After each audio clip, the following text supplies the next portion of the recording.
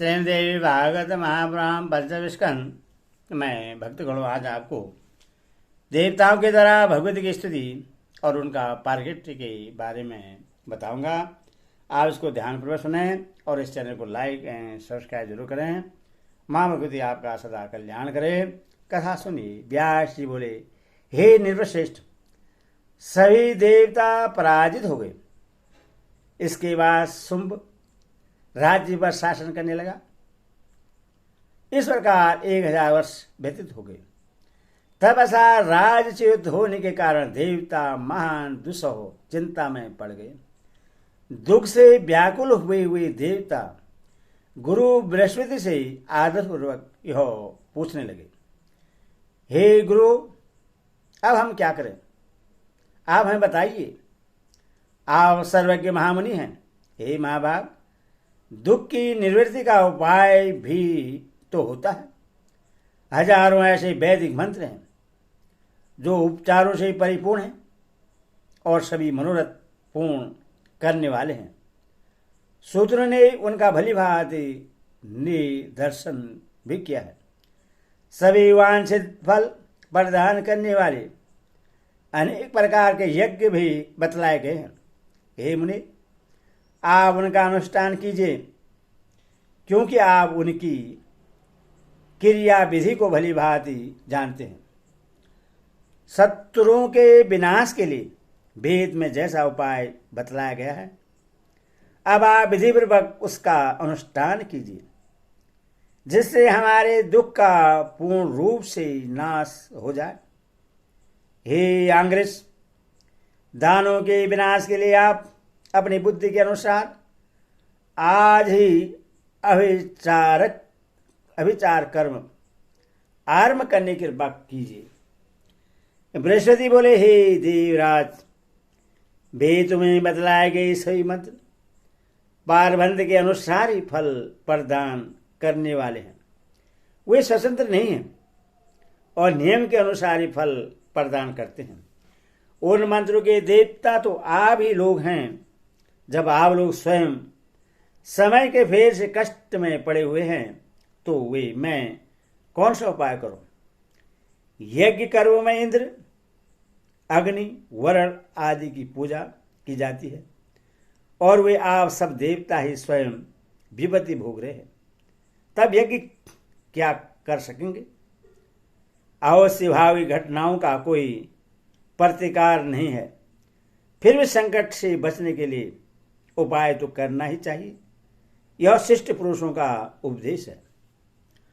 कुछ विद्वान कहते हैं कि देव सबसे बलवान होता है और उपायवादी लोग देव को निरर्थक बताते हैं, किंतु मनुष्य के लिए देव और उपाय दोनों ही आवश्यक माने गए हैं। मात्र देव का आश्रय लेकर कभी बैठे नहीं रहना चाहिए। अपनी बुद्धि से विचार करके सम्यक रूप से प्रयत्न करने में तत्पर हो जाना चाहिए। इसीलिए भली भांति बार बार सोच विचार कर मैं आप सभी को उपाय बता रहा हूं। पूर्व काल में जब भगवती जगदम्बा ने आप लोगों पर प्रश्न होकर महिषासुर का वध किया था, उस समय आप लोगों ने स्तुति करने पर उन्होंने यह वरदान दिया था, आप लोगों के स्मरण करने पर मैं सदा आप लोगों की विपत्ति दूर करूंगी। हे देवेश्वरों, जब जब आप लोगों पर देव जन्य आपदाएं आए, तब आप देवतागण मेरा ध्यान कीजिएगा। स्मरण करते ही मैं आप लोगों की बड़ी से बड़ी विपत्तियों का नाश कर दूंगी। अधो अब आप लोग परम रमणीक हिमालय पर्वत पर जाकर प्रेम पूर्वक भगवती चंडिका की आराधना कीजिए। आप लोग माया बीज के विधान के ज्ञाता हैं, उसी के पुरक्ष चरण में तत्पर हो जाइए। मैं जानता हूं कि इस अनुष्ठान के प्रभाव से वे भगवती प्रसन्न हो जाएगी। अब आप लोगों के दुख का अंत दिखाई पड़ रहा है। इसमें संदेह नहीं है। मैंने सुना है कि वे भगवती उस हिमालय पर्वत पर सदा विराजमान रहती है। उनकी स्तुति तथा विधिवत पूजा करने पर वे शीघ्र ही आप लोगों को वांछित फल प्रदान करेगी। अधो हे देवताओं, आप लोग दृढ़ निश्चय करके हिमालय पर्वत पर जाइए, वे भगवती आप लोगों का कार्य सिद्ध कर देगी। व्यास जी बोले, हे महाराज, उनका यह वचन सुनकर देवता हिमालय पर्वत पर चले गए। वहां देवी के ध्यान में लीन होकर एक मन में से निरंतर माया बीज मंत्र का जप करते हुए उन सब देवताओं ने भक्तों के लिए अभयदायिनी महामाया भगवती को प्रणाम किया और पूर्ण भक्ति से युक्त होकर स्तोत्र मंत्रों से वे इस प्रकार उनकी स्तुति करने लगे। हे विश्वेश्वरी, हे प्राणों की स्वामिनी, सदा आनंद रूप में रहने वाली तथा देवताओं को आनंद प्रदान करने वाली हे देवी, आपको नमस्कार है। दानों का अंत करने वाली, मनुष्यों की समस्त कामनाएं पूर्ण करने वाली तथा भक्ति के द्वारा अपने रूप का दर्शन देने वाली हे देवी, आपको नमस्कार है। हे आदि देवी स्वरूपिणी, आपके नामों की निश्चित संख्या तथा आपके इस रूप को कोई भी नहीं जान सकता। सब में आप ही विराजमान हैं। जीवों के सर्जन और संहार काल में सत्य स्वरूप से सदा आप ही कार्य करती हैं। आप ही स्मृति, धीरति, बुद्धि, जरा, पुष्टि, तुष्टि, धीरति, कांति, शांति, सुविद्या, सुलक्ष्मी, गति, कीर्ति, मेधा और विश्व की पुरातन मूल प्रकृति हैं। आप जिस समय जिन रूपों से देवताओं कार्य संपन्न करते हैं, हम शांति के लिए आपके उन स्वरूपों को नमस्कार करते हैं। आप इस समय योग, निद्रा, दया तथा विवक्षा इन कल्याणकारी रूपों से सभी जीवों में निवास करते हैं। पूर्व काल में आपने हम देवताओं का कार्य किया था, जो कि महान शत्रु मदान्ध महिषासुर का वध कर डाला था। हे देवी, सभी देवताओं पर आपकी दया सदैव रहती है। आपकी दया पूर्ण प्रसिद्ध है और पुराणों तथा वेदों में भी उसका वर्णन किया गया है। इसमें आश्चर्य की क्या बात है, क्योंकि माता प्रसन्नतापूर्वक सम्यक प्रकार से अपने पुत्र का पालन पोषण करती ही है, क्योंकि आप देवताओं की जननी हैं। अतः उनका सहायक बनकर एकाग्र मन से हम लोगों का संपूर्ण कार्य संपन्न करें। हे देवी, हे विश्व बंधे, हम लोग न आपके गुणों की सीमा जानते हैं और न आपका स्वरूप ही जानते हैं। अतः रक्षा करने में समर्थ हे देवी, हमें केवल अपना कृपा पात्र मानकर आप भयों से निरंतर हमारी रक्षा करते रहे। यदि भी बिना बाण चलाए, बिना मुष्टि प्रहार किए और बिना त्रिशूल, तलवार, बर्छी, दंड आदि का प्रयोग किए भी आप विनोदपूर्वक शत्रुओं का संहार करने में समर्थ हैं, फिर भी जगत के उपकार के लिए ही आपकी यह लीला दृष्टिगोचर होती है। आपका यह रूप सनातन है। इस रहस्य को अविवेकी लोग नहीं जानते हैं। हे माता, बिना कारण के कोई कार्य नहीं होता। अतः अनुमान और प्रमाण के आधार पर हम यही जानते हैं कि इस विश्व की रचना करने वाली आप ही हैं। ब्रह्मा सृष्टिकर्ता, विष्णु पालनकर्ता और शंकर सारकर्ता के रूप में पुराण में प्रसिद्ध हैं। किंतु क्या वे दोनों देव आपसे उत्पन्न नहीं हुए हैं? युग के प्रारंभ में केवल आप ही रहती हैं, अथवा आप ही सबकी माता हैं। हे देवी, पूर्व काल में इन तीनों ने आपकी आराधना की थी, जब आपने उन्हें अपनी समस्त परबल शक्ति प्रदान की थी। वास्तव में उसी शक्ति से संपन्न होकर वे जगत का सर्जन, पालन तथा सहार करते हैं। जो सन्यासी लोग विश्व की जननी, परम विद्या स्वरूपिणी, समस्त वांछित फल प्रदान करने वाली, मुक्तिदानी तथा सभी देवताओं की वंदित चरणों वाली तथा भगवती की उपासना नहीं करते, क्या वे मंद बुद्धि तथा अज्ञानी नहीं हैं? विष्णु, शिव तथा सूर्य की आराधना करने वाले जो लोग कमला, लज्जा, कांति, स्थिति, कीर्ति और पुष्टि नामों से विख्यात आप भगवती का ध्यान नहीं करते हैं, वे निश्चित रूप से दंभी प्रतीत होते हैं। विष्णु और शंकर आदि श्रेष्ठ देवता तथा असुर भी आपकी पूजा करते हैं। अतः हे माता, इस जगत में जो मंद बुद्धि मनुष्य आपकी आराधना नहीं करते, निश्चय ही विधाता ने उन्हें ठग लिया है। भगवान विष्णु अपने पास लक्ष्मी रूप में विराजमान आप भगवती के चरण कमलों में स्वयं महावर लगाते हैं।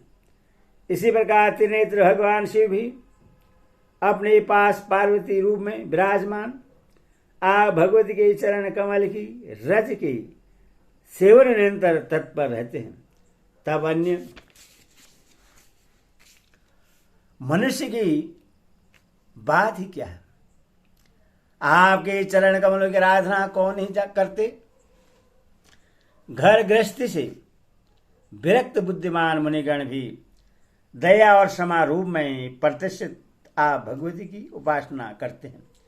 हे देवी, जो लोग आपके चरणों की उपासना में संलग्न नहीं रहते, उन्हें निश्चय ही इस संसार रूप आघात कूप में गिरना पड़ता है। वे पति लोग कुष्ठ, गुल्म और शिरो रोग से ग्रस्त रहते हैं, दरिद्रता तथा दीनता से युक्त रहते हैं और सुखों से सदा वंचित रहते हैं। हे माता, धन और स्त्री से रहित जो मनुष्य लकड़ी का बोझ ढोने और तृण आदि का वहन करने में लगे हैं, उनके विषय में हम तो यही समझते हैं कि उन मंद बुद्धि मनुष्यों ने पूर्व जन्म में आपके चरणों की उपासना कभी नहीं की। व्यास जी बोले, इस प्रकार समस्त देवताओं की स्तुति करने पर अंबिका करुणा से ओतप्रोत होकर तुरंत प्रकट हो गई। उस समय वह भगवती रूप तथा यौवन से संपन्न थी। उन्होंने दिव्य वस्त्र धारण कर रखा था। वे अलौकिक आभूषणों से अलंकृत थी, दिव्य मालाओं से सुशोभित हो रही थी, दिव्य चंदन से अनुलिप्त थी, जगत को मोहित कर देने वाले सौंदर्य से संपन्न थी और समस्त शुभ लक्षणों से समृद्ध थी। ईश्वर का आदित्य स्वरूप वाली वे भगवती देवताओं के समक्ष प्रकट हुई। दिव्य रूप धारण करने वाली तथा विश्व को मोह लेने में समर्थ कामदेव को भी मोहित करने वाली वे भगवती गंगा में स्नान करने की अभिलाषा से पर्वत की कंधरा से बाहर निकली थी। कोकिल के समान मधुर बोलने वाली भगवती प्रेम पूर्ण भाव से मुस्कुराकर स्तुति करने में संलग्न देवताओं से मेघ के समान गंभीर वाणी में कहने लगी। देवी बोली, हे श्रेष्ठ देवतागण, आप लोग यहाँ पर इतनी बड़ी स्तुति किस लिए कर रहे हैं? आप लोग इस प्रकार चिंता से व्याकुल क्यों हैं? मुझे अपना कार्य बताइए। व्यास जी बोले, भगवती का यह वचन सुनकर उनके रूप वैभव से मोहित श्रेष्ठ देवताओं का हृदय उत्साह से परिपूर्ण हो गया, जिससे वे प्रेम पूर्वक उनसे कहने लगे।